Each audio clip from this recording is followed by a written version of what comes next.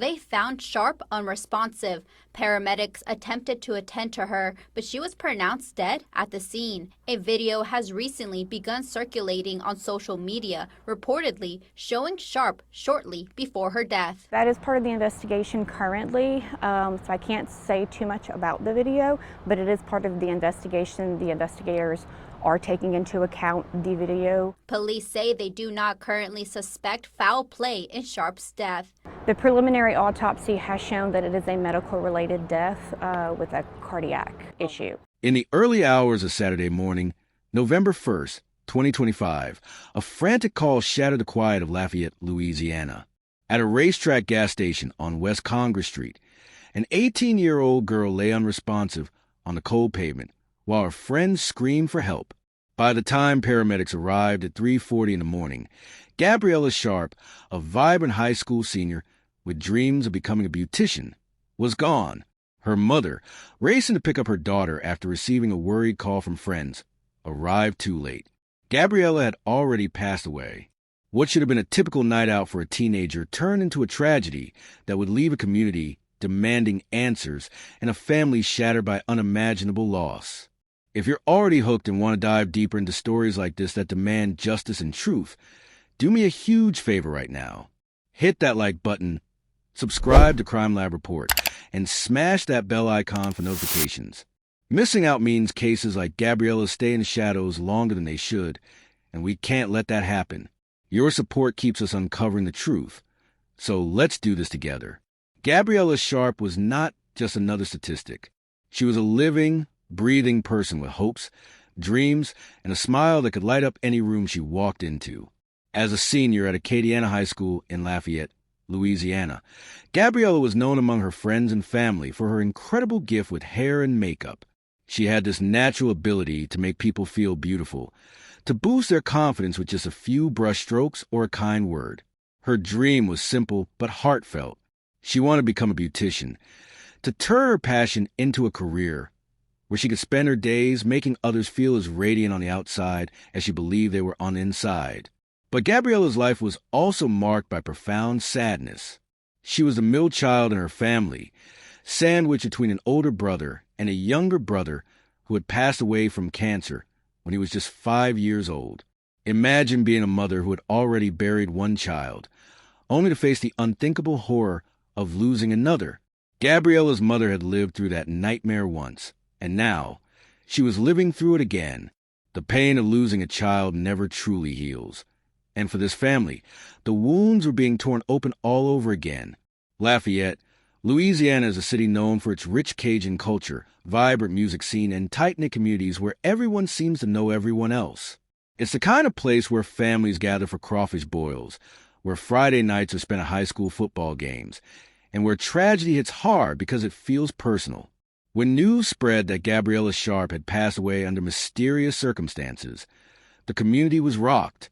Friends posted tributes on social media. Classmates shared memories. And everyone asked the same haunting question: what really happened that night? So, what led an 18-year-old girl with her whole life ahead of her to collapse at a gas station in the middle of the night? Stick around, because the answers are more complicated than anyone expected.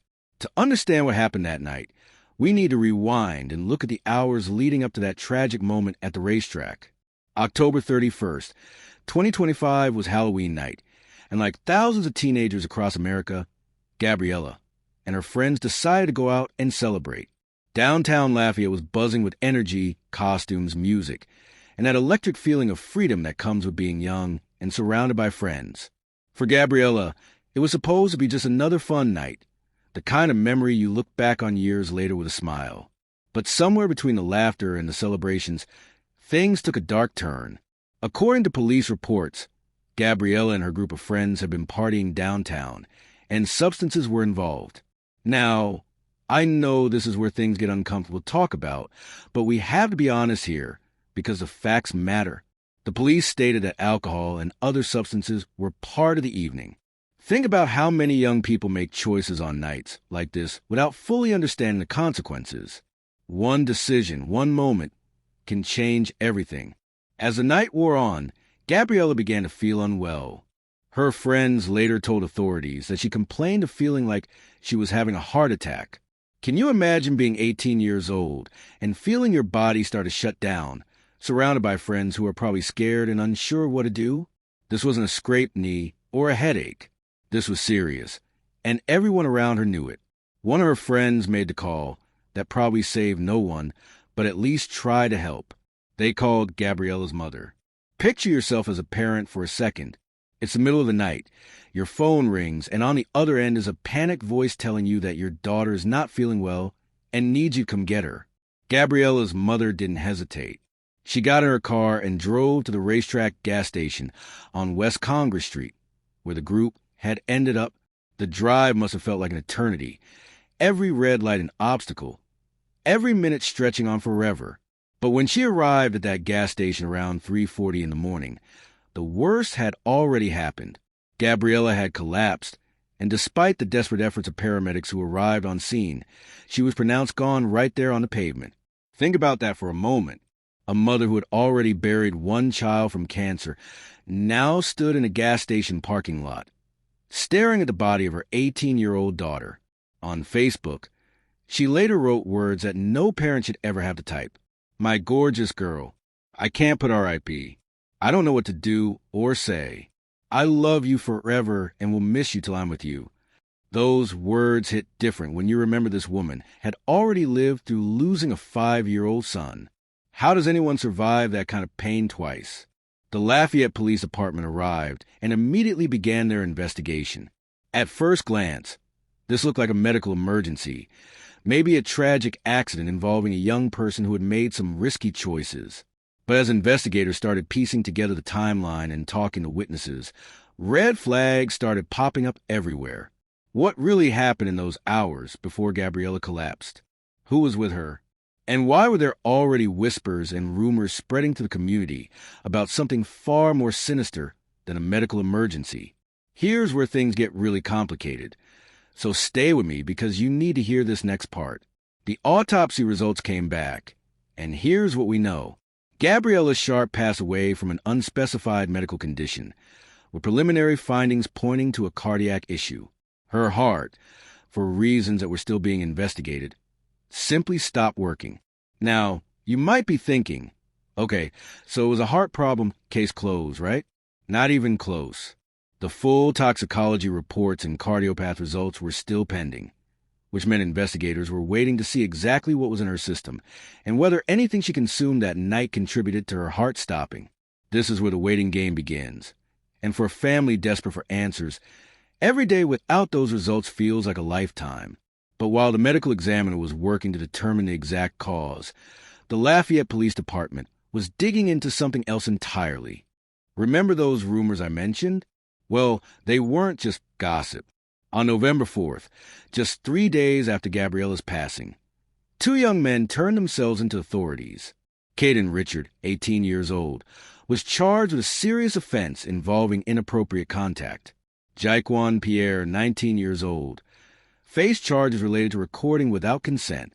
Both men posted $15,000 bond each and were released, but their arrests sent shockwaves through the community and Gabriella's family. Now, let me be crystal clear about what police said publicly. Investigators stated they do not believe these 2 men caused Gabriella's passing. They were not being investigated for taking her life.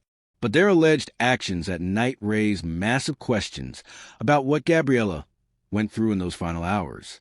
What happened to her before she collapsed? Was she victimized while she was already feeling unwell? Were there other people involved who haven't been identified yet? The charges against Richard and Pierre suggested that something deeply wrong occurred that night beyond just a medical emergency. Family friend Haley Matthews spoke to the media, and her words captured what so many people were feeling. Any family would want justice, and we just want to know what happened. She also mentioned something really important. There were unsubstantiated rumors flying around Lafayette about what happened to Gabriella that night. Social media was buzzing with theories, accusations, and speculation. Some people were pointing fingers at specific individuals. Others were sharing stories that may or may not have been true.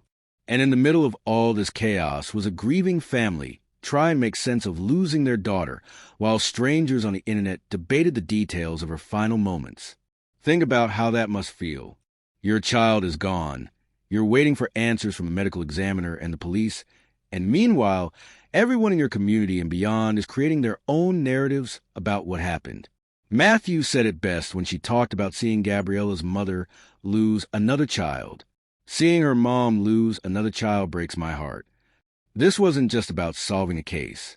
This was about a real family, real people, real pain that doesn't go away when the news cycle moves on to the next story. The investigation continued, and police made it clear they were not treating this as a homicide case. Investigation is still ongoing, so at this point there are no charges pending because at this point it is not a homicide. That's an important distinction. They weren't looking for someone who directly caused her passing, but they were absolutely looking into everything that happened that night because something wasn't adding up. How does an 18-year-old with no known serious health conditions suddenly experience cardiac issues severe enough to take her life? What role did the substances play? And what about those charges against Richard and Pierre? Even if they didn't cause her passing, did their alleged actions contribute to her distress or physical state in some way? Here's what makes this case so frustrating for everyone following it. We're still waiting for answers, and that waiting is torture for people who love Gabriella. So what happens next in this investigation?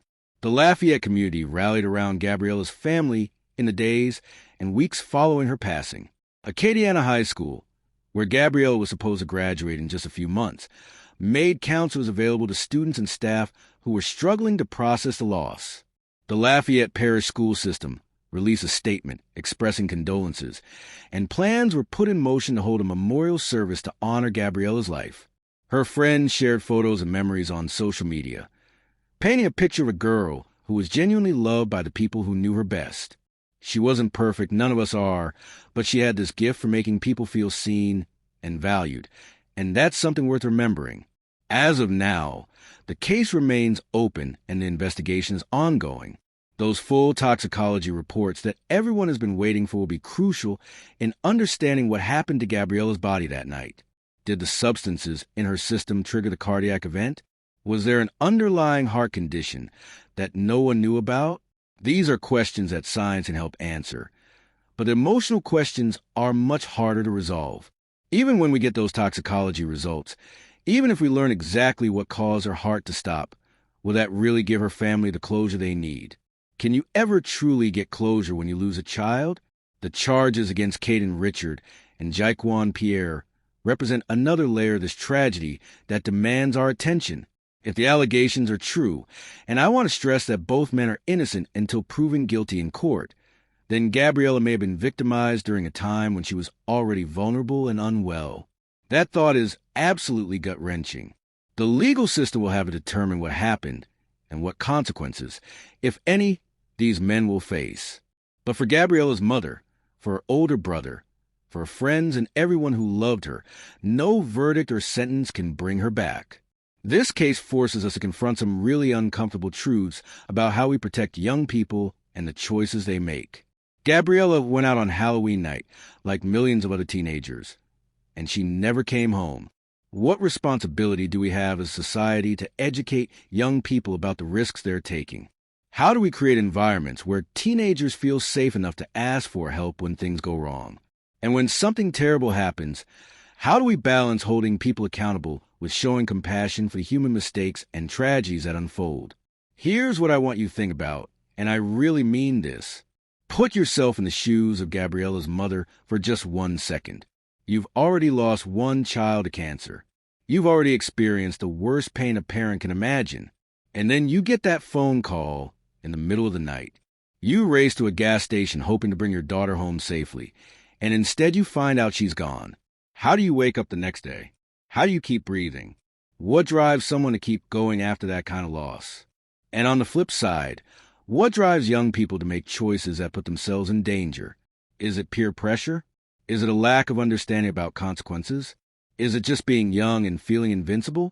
These questions don't have easy answers, but they're worth asking because Gabriella's story isn't unique. Every year, families lose children to circumstances that might have been prevented. Every year, communities are left wondering what they could have done differently. If this case teaches us anything, it's that life is fragile, and the choices we make, both our own and the choices others make around us, can have consequences we never saw coming. I want to hear from you in the comments. What do you think happened that night? Not speculation about guilt or innocence, but what do you think needs to change to prevent tragedies like this?